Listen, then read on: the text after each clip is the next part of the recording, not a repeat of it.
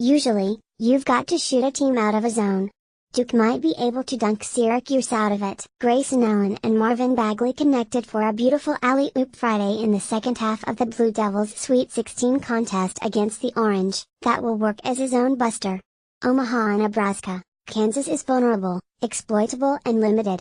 The Jayhawks have no depth, are without a superstar and possess a middling defense. They are Bill Self's worst team, and they have won the Big 12 regular season and tournament titles, secured a No. 1 seed in the NCAA tournament and are a win away from the Final Four. The Jayhawks shrugged off some late sluggishness to dispatch No. 5 Clemson 80-76 on Friday night in the Midwest Regional Semifinal at CenturyLink Center to put themselves in the Elite Eight for the third consecutive year with a date with Duke on Sunday. This year has often been about what this Kansas team couldn't do after the losses of Frank Mason and Josh Jackson and then the ineligibility of Billy Preston. Early season losses to Washington and Arizona State, the latter at the usually impregnable Allen Fieldhouse, were the proof this Kansas team might finally be the one not to win a Big 12 title. Then Texas Tech beat the hell out of them in Lawrence and it looked like the streak was on its way to over. Devonte Graham was a poor imitation of Mason. Svi Mykhailiuk was too timid and inconsistent. Udoka Azubuike was foul-prone and unproven. The supporting cast was a rung or two lower than a team with national championship aspirations could carry. Those problems are real. Those issues are troublesome.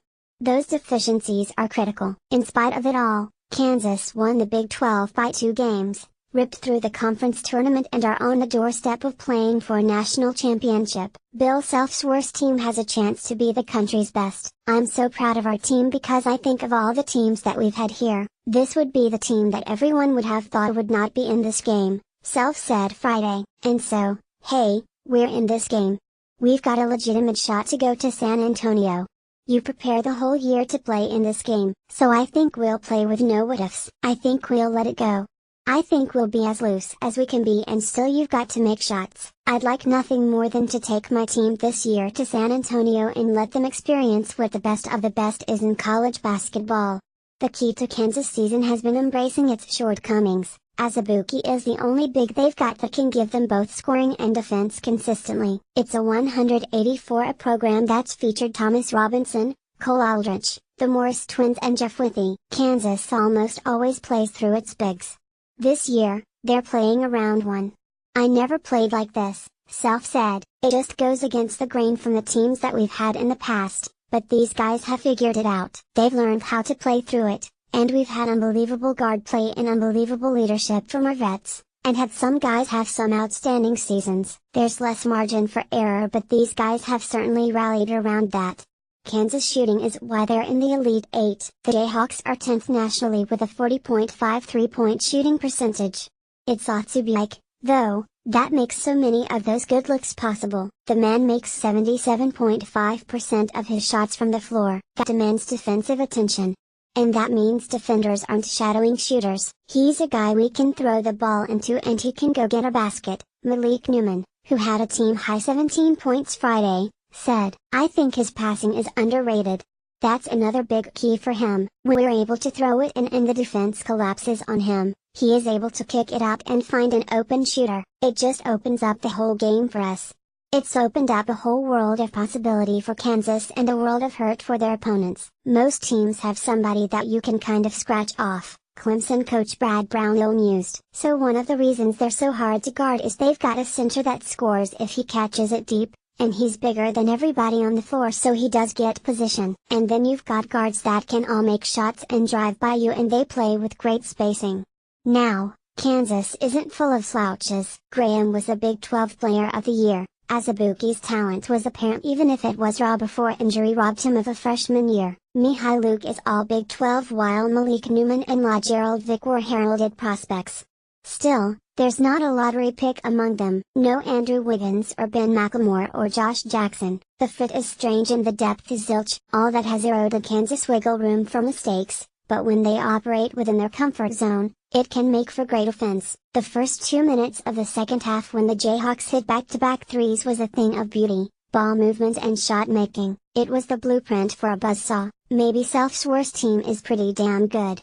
Boston, Second half Keenan struck again on Friday night. Keenan Evans scored 12 of his 16 points and handed out 3 of his 4 assists in the final 10 minutes of the game as No. 3 seed Texas Tech held off number 2 seed Purdue, 78-65. Zach Smith and Justin Gray paced Tech early, combining for 26 points that helped the Red Raiders build a lead that reached as high as 9 before Evans went into takeover mode. Smith added 13 points of his own, while the Red Raiders forced 17 Purdue turnovers, and with that, Texas Tech will to advance past the Sweet 16 for the first time since ever. This is uncharted territory for the Red Raider program that has never been to an Elite Eight and will be playing for their first ever trip to the Final Four. To build a program there has to be a lot of firsts, so myself and Keenan have only been together for 2 years, so we've never been to the Elite Eight in 2 years, Beard said. That's more accurate.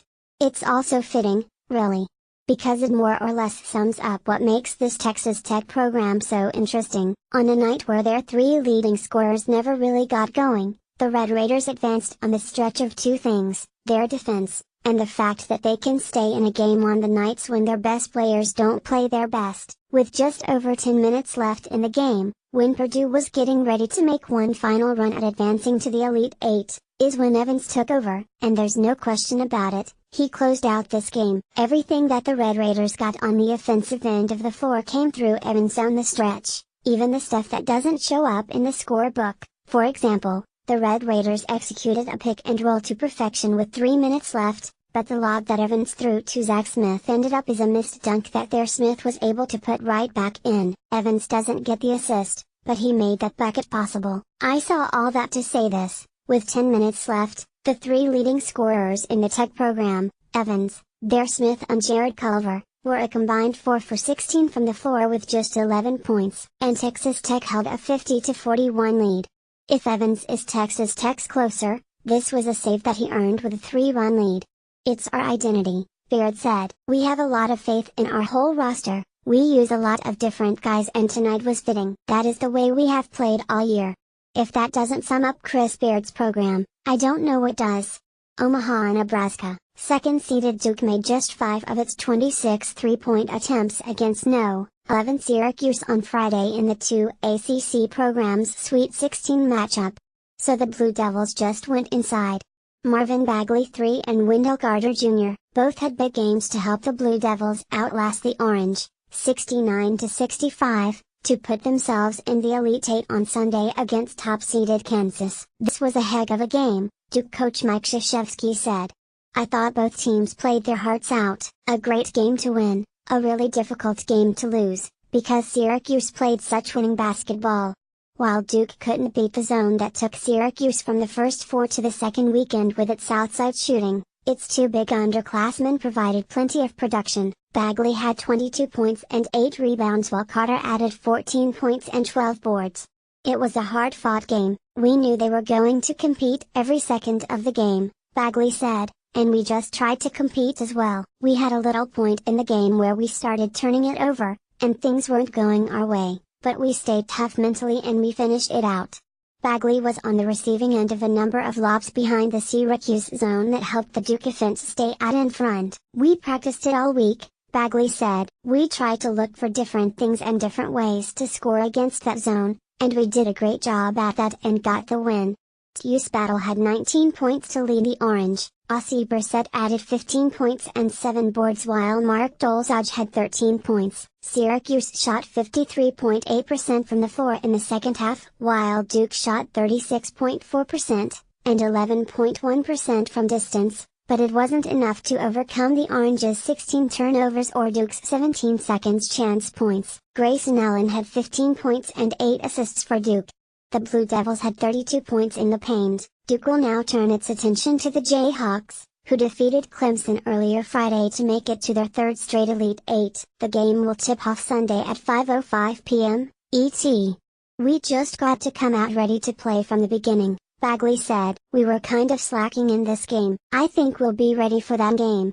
Everybody's going to be up, we should be coming out strong. Slapping the floor on defense has its advocates and its detractors. Some applaud the old school, hard-nosed nature of putting hand to floor.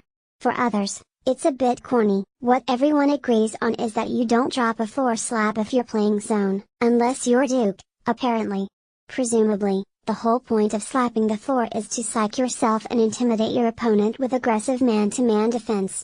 Not sit back and guard this spot whether there's a guy there or not defense.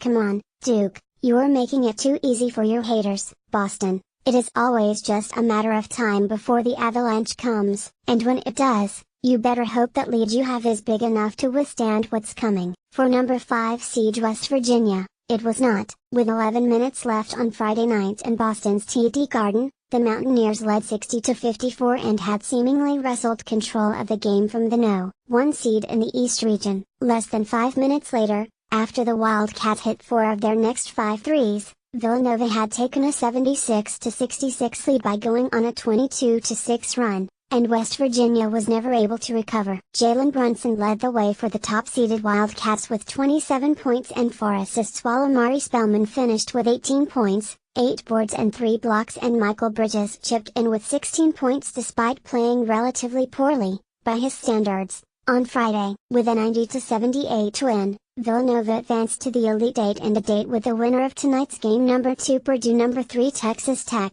That's the way that it works with this Villanova team, armed with the most potent, high-volume three-point shooting attack in college basketball, maybe in the history of college basketball. Fans of their opponents are just waiting for the inevitable. On Friday night, Villanova shot 13 for 24 from 3, which is damned impressive and exactly what we expect at the same time. But what changed the game was that 22-6 run that eventually turned into a 29-11 surge. And it all started with a free throw. Brunson drew a foul on Lamont West, a common theme for the Wildcats in the second half, and got to the foul line with 10:58 left on the clock. After he missed the second free throw, Spellman knocked the rebound out of bounds off of Asa Ahmad. Brunson against drew a foul, this time earning an and one. A missed jumper from Beetle Bolden led to 2 Eric Paschal free throws before Jalen Brunson someone managed to find Michael Bridges for a 3 that gave the Wildcats the lead and led to what might have been the most important sequence of the game. Spellman spiked a Bolden shot straight down into the floor and then corralled the loose ball. He found Phil Booth with an outlet, and after a missed layup, Spellman beat everyone else down the floor for a massive tip dunk that set off the Villanova favorite crowd. "We expect that of him," Brunson said of Spellman. "He's supposed to play at a high level every game."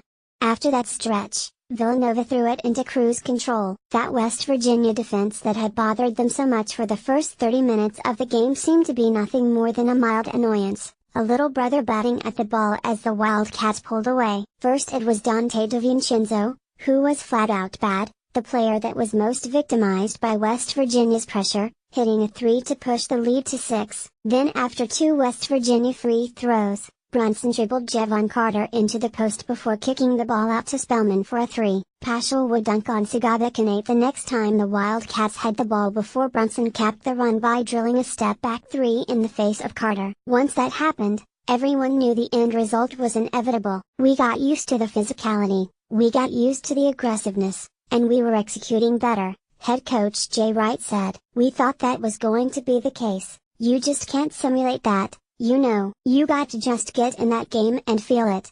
I have so much respect for the way West Virginia plays, how physical, how relentless they play, how mentally tough they are. Really, you've got guys, they don't talk any junk. A little with Knate and Omari got into it a little bit, no biggie, but the whole game, they don't say anything. They just come at you physically, aggressively, and mentally tough. So if you're not better in those areas, they're going to get you. And to see our guys come out, more to be able to compete with them physically and mentally, it was really impressive to me. Me, too.